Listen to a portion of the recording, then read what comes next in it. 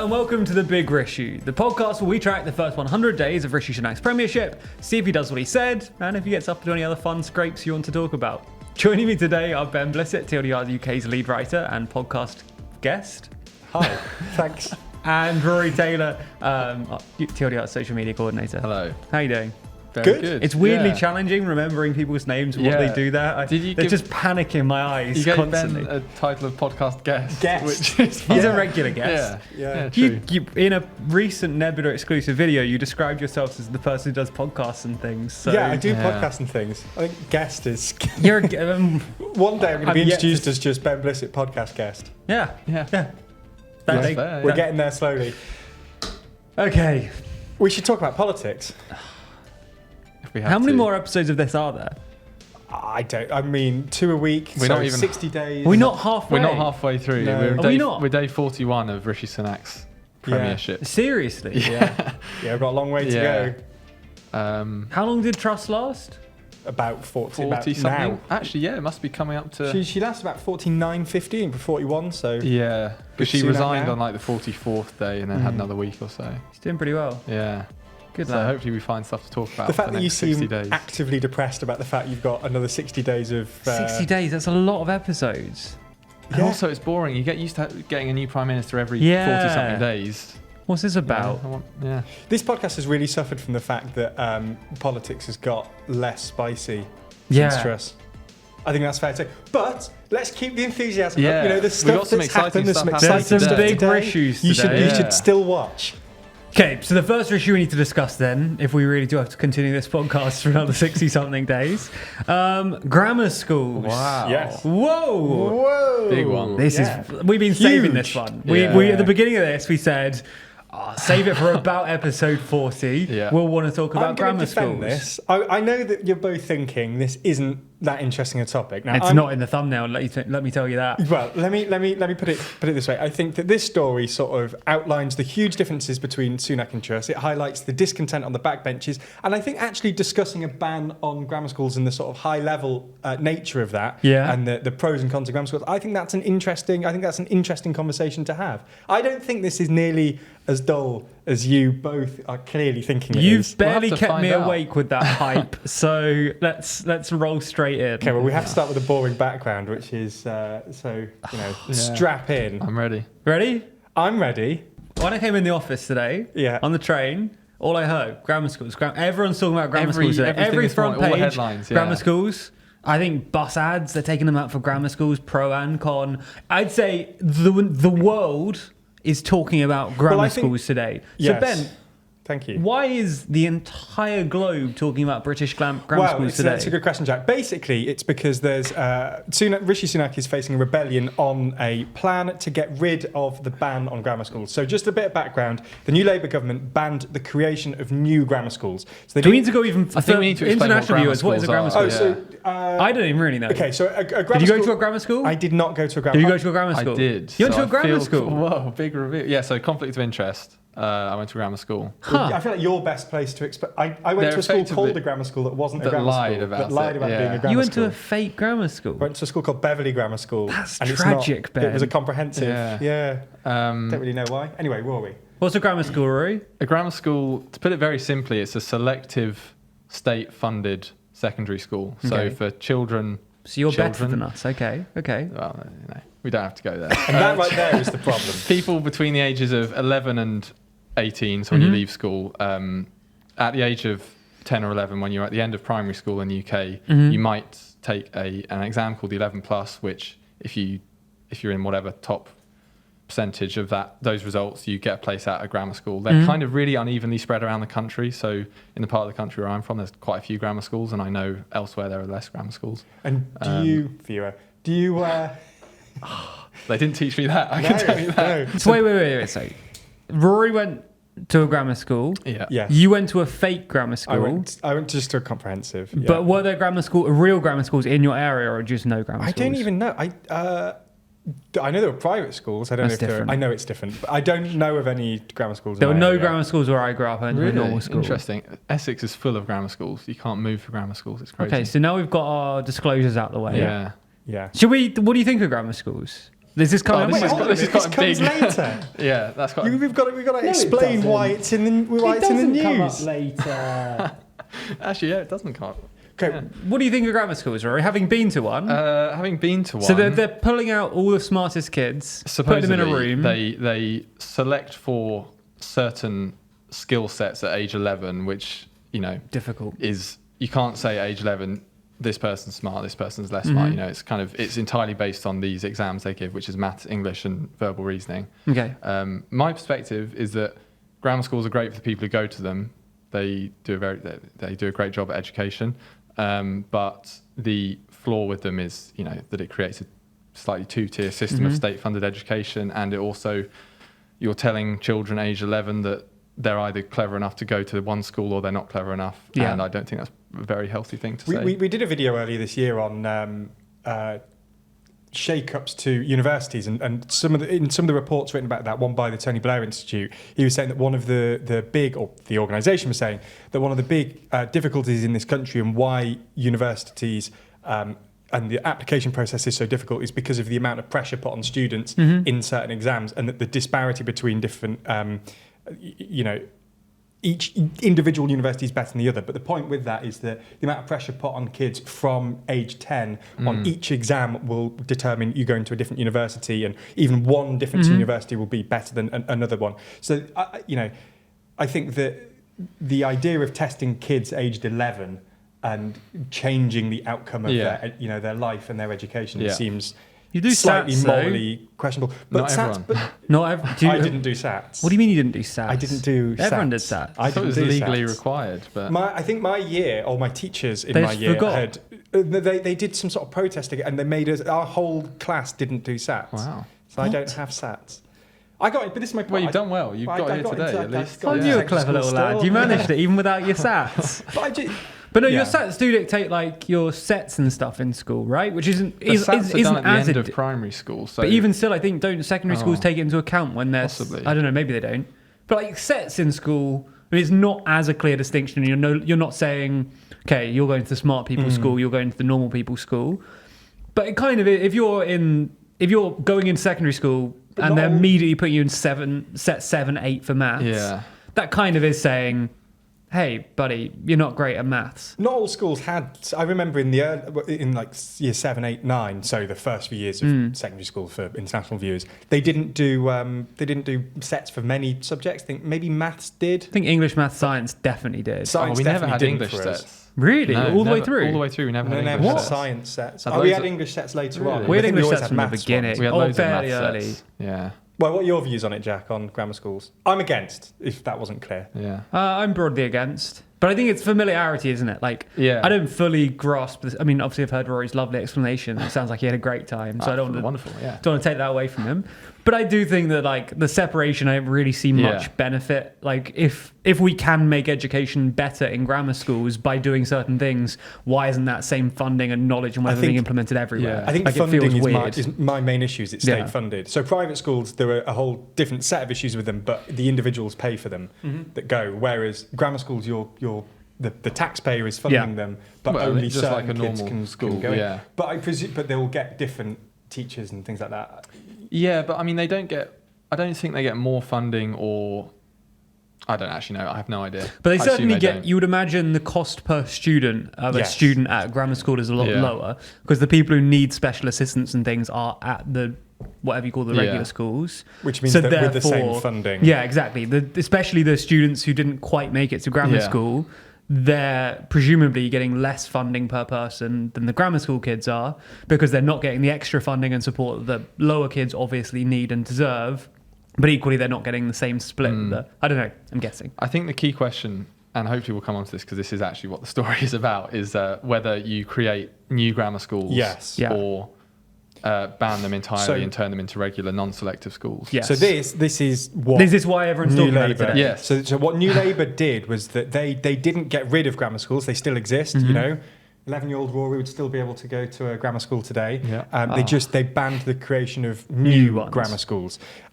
So that was obviously controversial with the Conservative Party, Mm-hmm. who is the only party that have members of it that are, or at least a contingent of the Mm-hmm. party that are sort of in favour.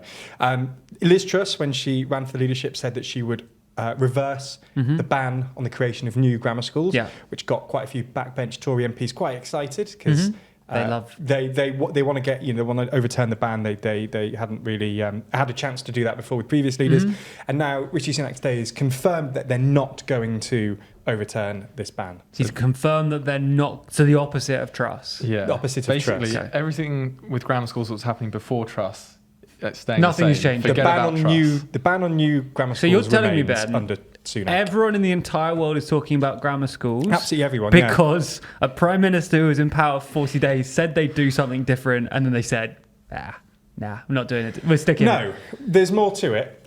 Sorry. Go on. I'm not having this story whittled grammar down school in slander. such a way. Okay, As I do you said- want to clarify then? Okay. Why has Sunak rolled back on Liz Truss's commitment on overturning grammar school ban? Well, Rishi Sunak is, say in a more convincing way, because Rishi Sunak has a different ideology to Truss. Truss was a lot more right-wing and represented more of the libertarian faction, less state intervention, one presumably is more happy with sort of divergences in education than Sunak is. So basically it's just a difference in ideology, and that this represents that. The more interesting thing with this, though, is the fact that there are a number of Conservative backbenchers who are not happy about what Rishi Sunak has said today. There's a bill going through Parliament soon, the schools bill, which doesn't have anything to do with grammar schools in yet, but obviously the nature of bills going through Parliament is amendments can be proposed. Now, Jonathan Gullis, who is a backbench Conservative MP, who is against the ban on grammar schools, has... Have I lost you? No, I'm just reading forward on the questions, and Sorry. there's some crackers coming up. Okay. He's suggested that there are about 50 MPs. Jonathan Gullis has suggested about 50 MPs who who are going to go public and would put in an amendment, who could maybe back an amendment to overturn the ban. Conservative MPs. Conservative MPs. So these are Conservative MPs who are upset that in the late 90s, early 2000s, a ban on new grammar schools was put in. Yes. They then backed Truss, who wanted to scrap the ban. Then Sunak has said, we're leaving the ban. Yes. And now 50 people are saying, we're going to use the schools scrap the bill. ban. Yeah. It's unlikely that it'll be successful because 50 isn't enough. And It's not. Labour and the Lib Dems will obviously vote against that amendment, and most Conservatives will as well. So it probably won't happen. But the point with this whole story is that it represents, yet again, more divergences in the Conservative Party. Got it. It's factionalised. It's still tearing itself apart. There are still Liz Truss contingents going up against Rishi Sunak. It is amazing. The Truss, despite how short the Truss era was, the things that she proposed in that very short era, including onshore wind and something else that I can't remember, they're being used. They're still the battle lines that are kind of in the Conservative Party. Yeah. But my point is that this might seem small on the surface, but it represents a much larger ideological divide, and shows that, as you very eloquently, as you very eloquently said, Rory, it shows the sort of power of the fact that the Truss, list of Truss and her ideology, and the fact that it's still influencing the Conservative Party. Clearly, there is some deeper import to this story beyond just the fact that Rory went to a fancy school, and some people like that and some people don't. There is clearly a dividing line here within the Conservative Party.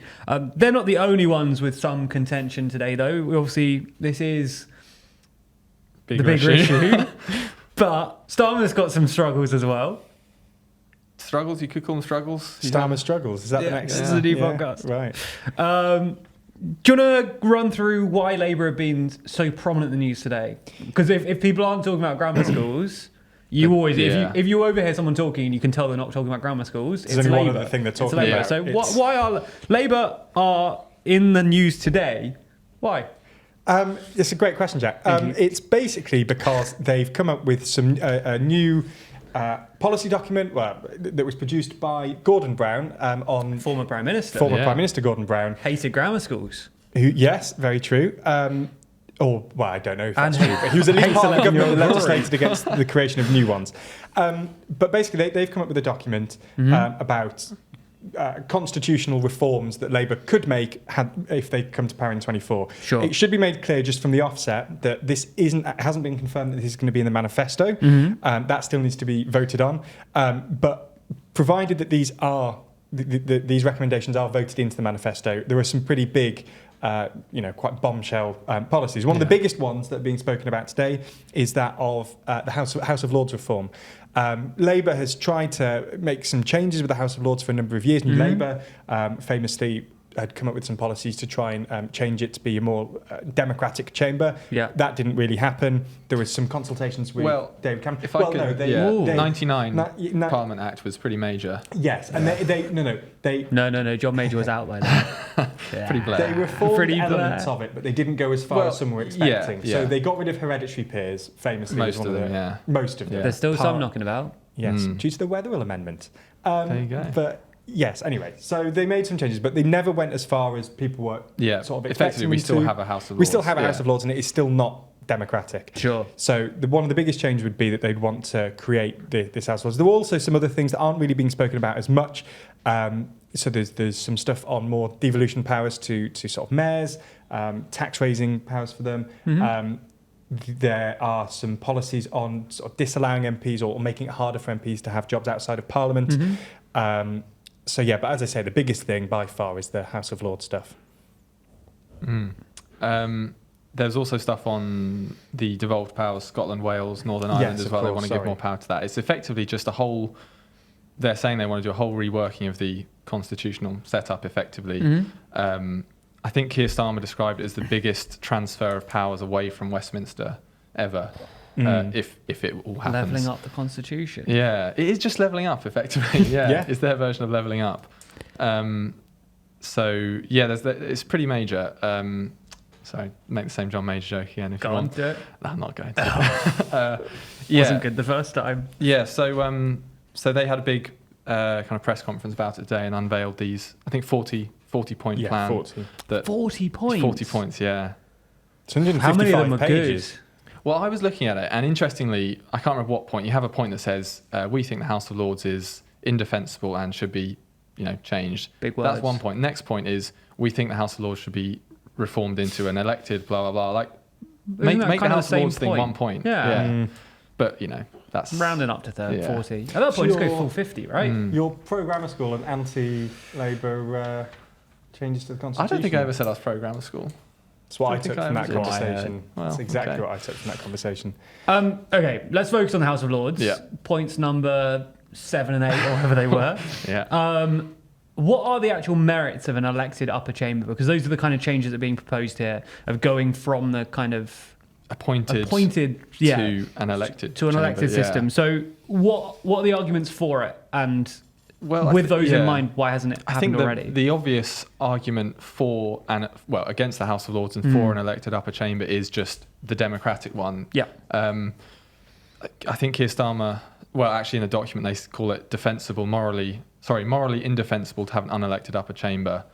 Huge. There's lots of cases to be made about the value of the House of Lords and the work it does, but at its core, it's not as democratic as an elected upper chamber would be. Yeah.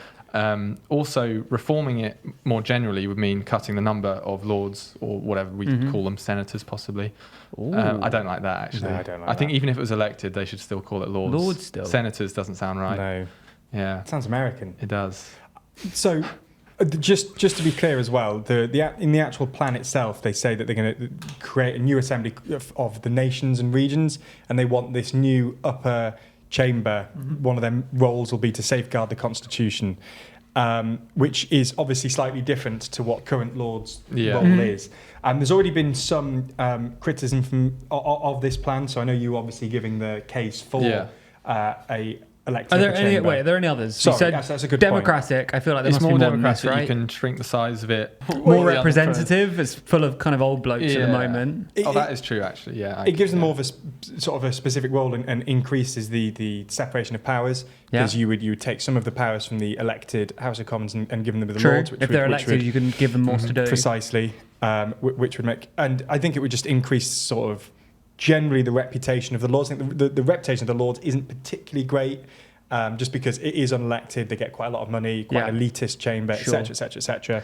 But so those are the broad arguments in favour of changing. What are the arguments against, besides the fact It's called the House of Lords, which is kind of fun. It's got a real kind of Harry Potter energy. It feels kind of magical. These are the main Are those points the main being made on time. magic? You've hit the main ones. Harry I Potter think. and magic. Yeah, Harry Potter. It's They got all owls in there. When There are I'm owls not- in the chamber. When I haven't heard people talking about grammar schools and the Yeah, House of Lords, they're these talking are about the magic. this is exactly what I've Okay. heard them talk about. But yeah, in sort of less important sort of opposition to it, there's the fact that especially some of the Conservatives have actually been saying today that it would turn it more into a situation with the US with their 2 elected chambers, which means that the division of powers might not be as clear. Sure. Because if you're both elected, you would claim democratic legitimacy on a number of issues. They also have some issues in America, I'm sure you've seen, that to do with like government shutdowns, things like that, because there's such division between the two and they can't agree on that. Here, because the Lords isn't elected, they never claim to have democratic legitimacy. The House of Commons always pulls rank. So you don't have these arguments. The House of Lords will always back down on that. That's one of the issues. You also, the House of Lords experts. So obviously some of them have been appointed, such as hereditary peers, but they were basically gotten rid of with New Labour. So a lot of them now are experts in their field. So it's more of a revising chamber. Sure. They don't really have that much power, but they don't need to. They're not elected. So you're getting rid of this sort of expert thing. And I think that is the one thing that the House of Lords is fairly underestimated on, is its kind of ability to scrutinise and look through legislation. It really and the goes kind of, through line by line. Yeah, and the debates they have in the Lords are so much more thorough on things like that than anything you see in the Commons. I mean, tune into the Commons at any time of day during a debate, and there's 9 people in there, and 2 of them look like they're about to fall asleep. Like, the Commons outside of the moments you see on TV is dead. And sure, they're doing other important things, but you do need people looking through the actual laws rather than just saying kind of The party promote it like party points, political stuff at PMQs. Now, could other upper chamber people do that? Of course. But I think the value of the Lords can't be underestimated in that respect. And we need to be careful that whoever does replace them, I'm happy to steal the magic, snatch the wands. I think that is the pushback that I think the other thing as well that I just want to point out before we move on is that because they're not up for election, they're not beholden to parties. Whips have no impact on them because they are there for life. Well, they are members of parties, and you can sort of be deselected, but they have very little power. And they look at the amount of crossbenchers. Well, that's the thing. I think it is divided by party, but it is that the huge number of crossbenchers that really makes it valuable compared to the Commons. And because you're not beholden to elections, you can make unpopular decisions. It's the same argument you make for judges as well. Because you're not beholden to elections, you can make unpopular decisions that you believe are right without fear of being voted out the next time. And that I think is part of the reason why the House of Lords works so well as a revising chamber, because if, for example, in the Boris Johnson era, if you were to do something that was undemocratic, that the Conservative Party wanted, proroguing Parliament, for example, you would be pushed into paying lip service to that because you want to either win an election or be selected by the party again, whereas the House of Lords don't have that pressure. I think there is... I completely agree with that, but you do end up as well with the fact that they're not beholden to any constituents or to an electorate means that some Lords can just show up or do just show up once a year to vote on something that is in their personal interest, and then that's the extent that they participate in the chamber.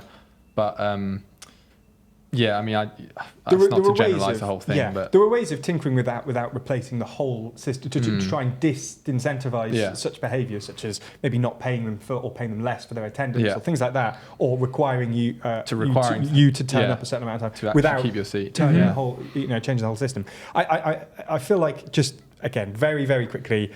Just to put my cards on the table, I'm relatively okay with the current system of the Lords. I think there are things that would need change. I think that's a good example. But I think that there are problems with an elected upper chamber. I want to put my cards on the table. I know that the comments are probably going to slate me for this. That's what you want. Do you want magicians or muggles in the chamber? I don't like that question. Go on. That's the framing I'm giving you. I think we should, reform the House of Lords, scrap the House of Lords, replace it with an elected chamber. I still want it to have less power than the House of Commons, and I still want it to have the same scrutinising function. Sure.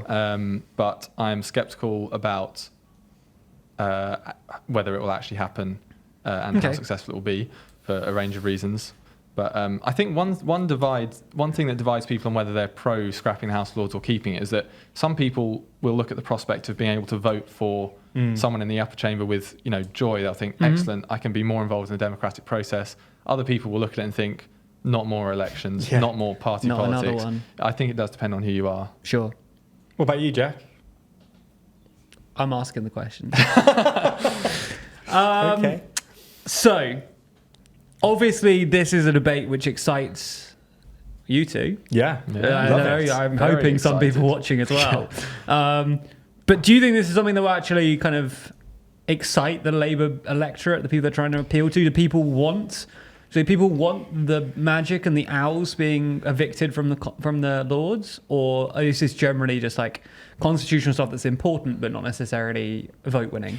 Well, just on that very question, Thank Starmer you. has actually sort of answered that because I'll just read what he said today. Whenever any politician sets out an answer to the underlying issue, the medium and long term, every journalist says, but I want an answer to what's going on in the next few weeks. And we go on and on. Such an approach would be going on with sticking a plaster approach forever.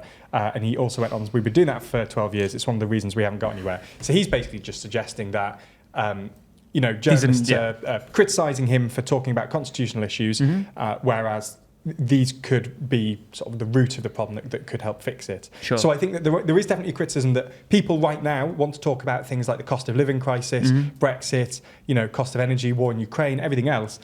Why are we talking about constitutional issues? And I think that is the difficulty for Labour at the minute, is the fact that I think that is true. A lot of people want to talk about that. I think that the people who do care about this are generally much more politics focused, people who work in politics, people who really care about it. So I do totally understand it's not exactly going to be, I don't think this is going to be a massive election winning thing for them. Yeah. I think that the hardline Labour supporters and people who are really into politics, the people who care about this. I think on the House of Lords thing specifically, I think what much of the Labour electorate would like to see is some kind of commitment to proportional representation rather than House of Lords reform. Sure. But I don't think that's likely to happen.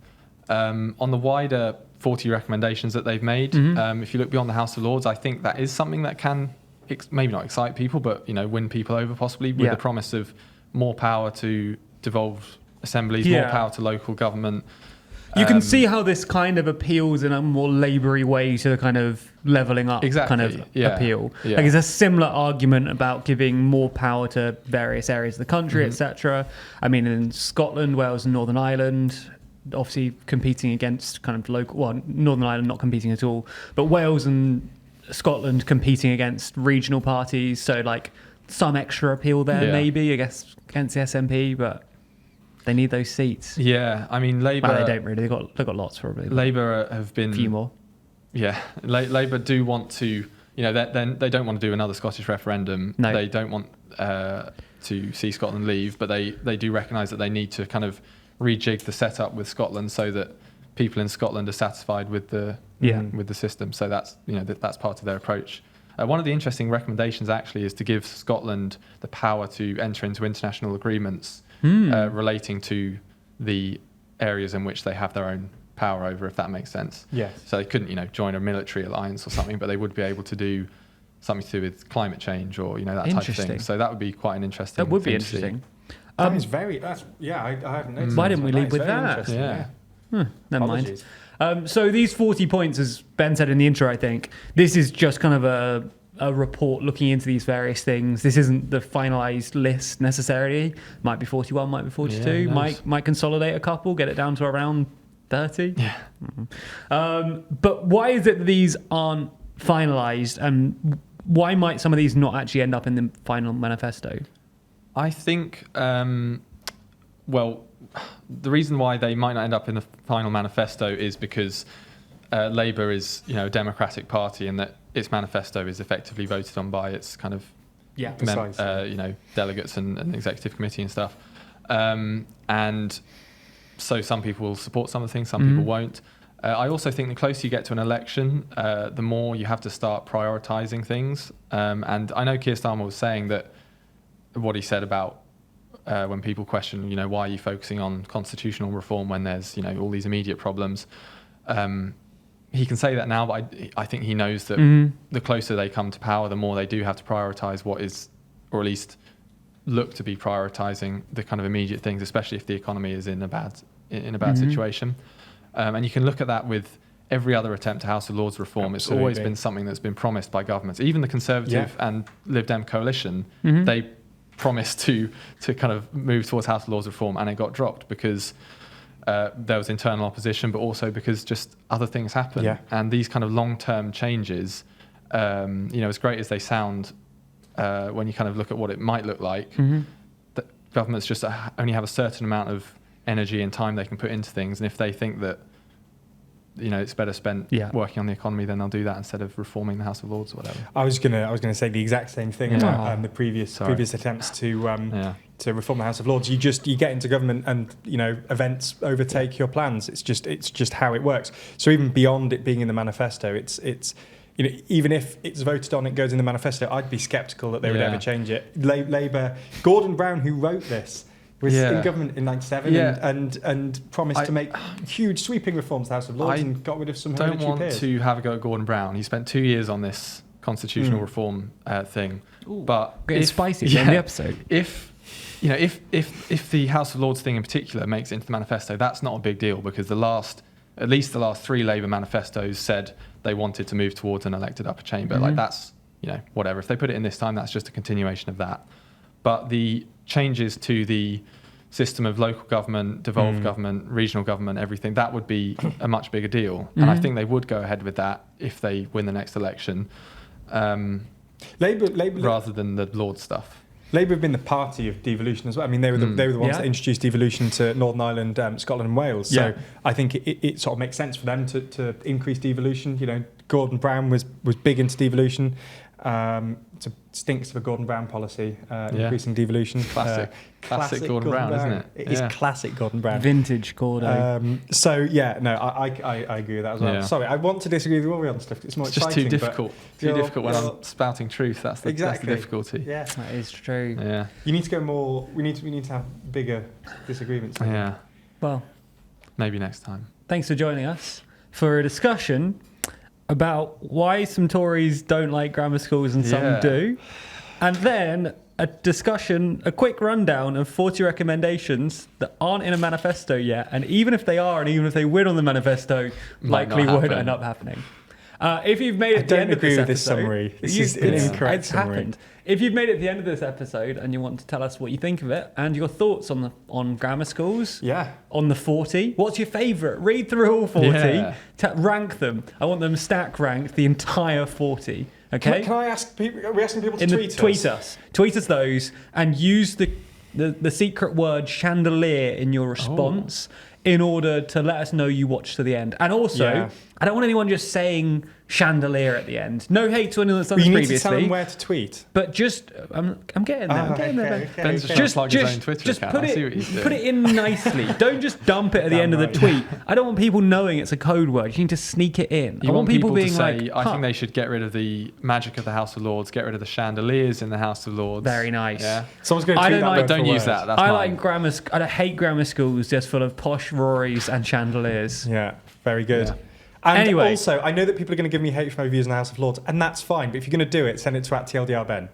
So tag @TLDRBen, @TLDRJack, and @TLDRNewsUK. And if you've got any space left in the tweet on your word count, then mention a chandelier if you want to. Yeah. Anyway. I can't believe I've just plugged people to send me hate. You said if you want to send hate to me, make sure I see it. Yeah. Tag me in it. Yeah. Bring it round to my doorstep. Yeah. This episode of The Big Rissue was brought to you by me, Jack Kelly, alongside Ben Blissett and Rory Taylor. Thank you. Yeah. Behind the cameras today and producing the episode was Jan Adamic. Editing today was either Jan or Scarlett Watchorn. This was a TLDR News production for 326 Limited. It's all sort of the same thing. This has got too American.